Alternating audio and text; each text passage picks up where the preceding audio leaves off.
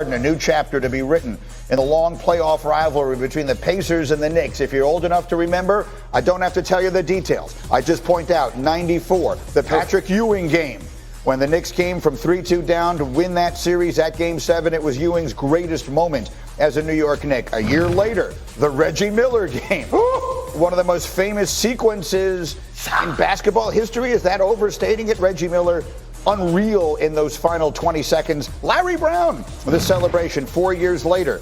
99 Eastern Conference Finals. The Larry Johnson 4-point play.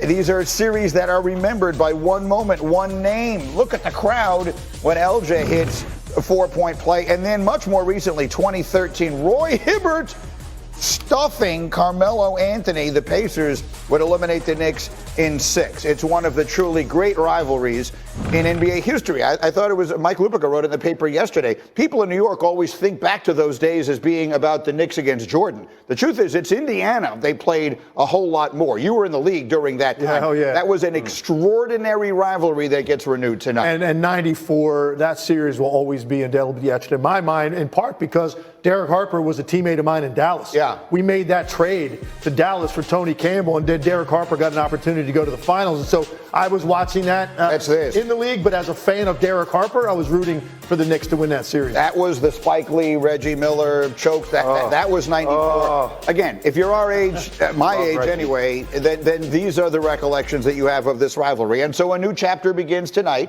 and it begins with a new superstar in the middle of it. If it's not Patrick Ewing and it's not Reggie Miller, it is now Jalen Brunson. What does he need to be for the Knicks to win this series? Well, I think he needs to be durable because he's going against Aaron Naismith, who actually is a taller, bigger defender who actually does a really good job defending him. And I think the biggest challenge for the Knicks this evening, especially Jalen, I think you might see Josh Hart, some other people bring the ball up to kind of relieve the load on him.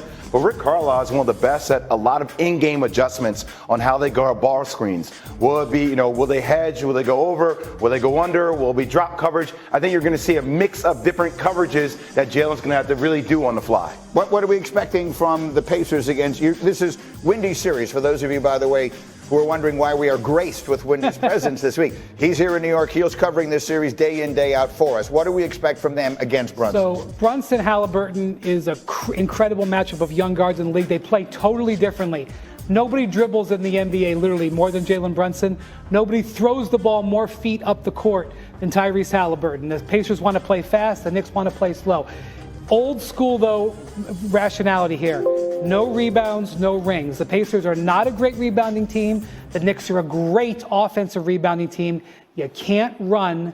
You can't throw three-quarter length passes unless you get the rebound. So watch tonight who controls the rebounding. That may lead to who wins this series. Massive factor, and to his point, what that means for the Pacers is you've got to collectively get 5 guys in the paint to help on the glass. Well, when you have 5 guys below the foul line on your defensive end, there's less guys running the floor. It's harder to throw advanced passes. I've been in situations on the court where it took all hands on deck to protect the glass. That means you're not up the floor quickly. It's going to be a massive factor in this series because Indiana has to play through the air more than off the dribble because the Knicks will get into them and pressure them.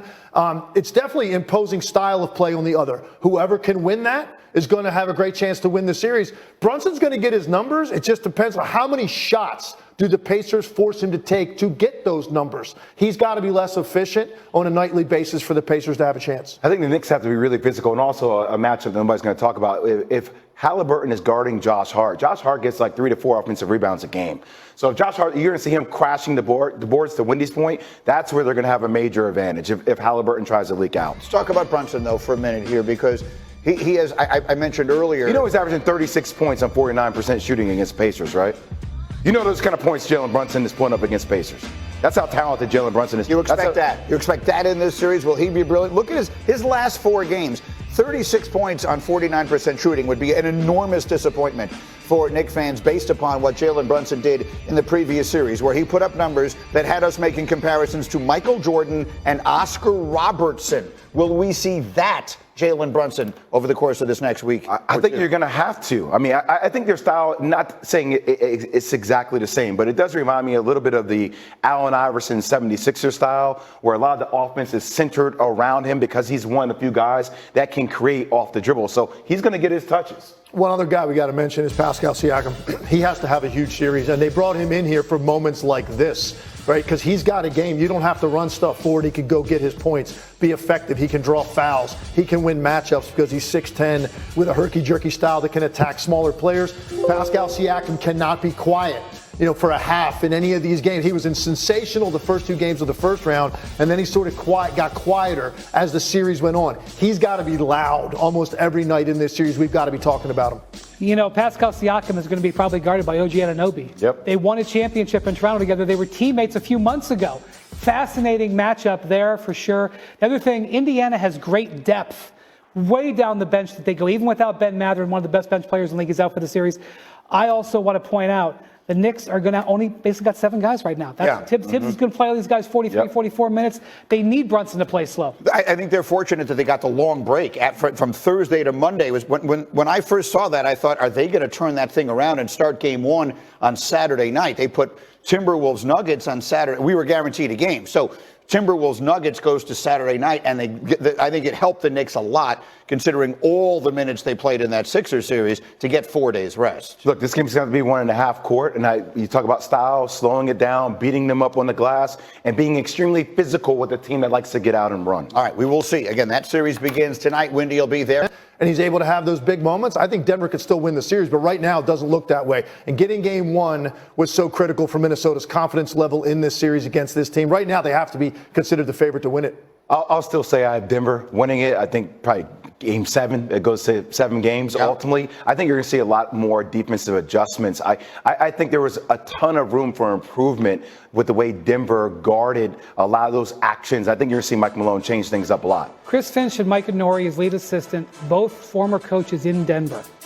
Game plan that they had was very interesting on Jokic. Now, we all watch Jokic. He plays a center that plays like a guard. They defended him like a guard. They pressured him. When he brought the ball up the court, they pressured him in the backcourt.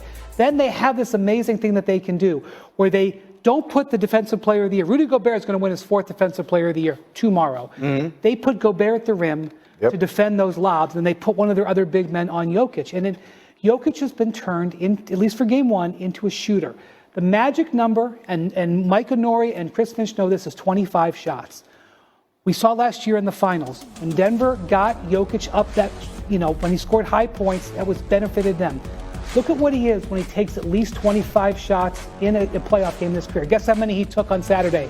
25. 25. Only made 11, minus 12, plus minus. You're going to see, remember that. And you're going to see an adjustment with their ball screen action because they're running that 2-man ball screen in the middle of the floor with shooters in the corners. It's too crowded on one side of the floor. So Jokic is getting the roll, trying to throw lobs with Gobert back there. Can't do it. The 2-game winners Jamal Murray hit against the Lakers. They went ball screen. But early on, it was a struggle.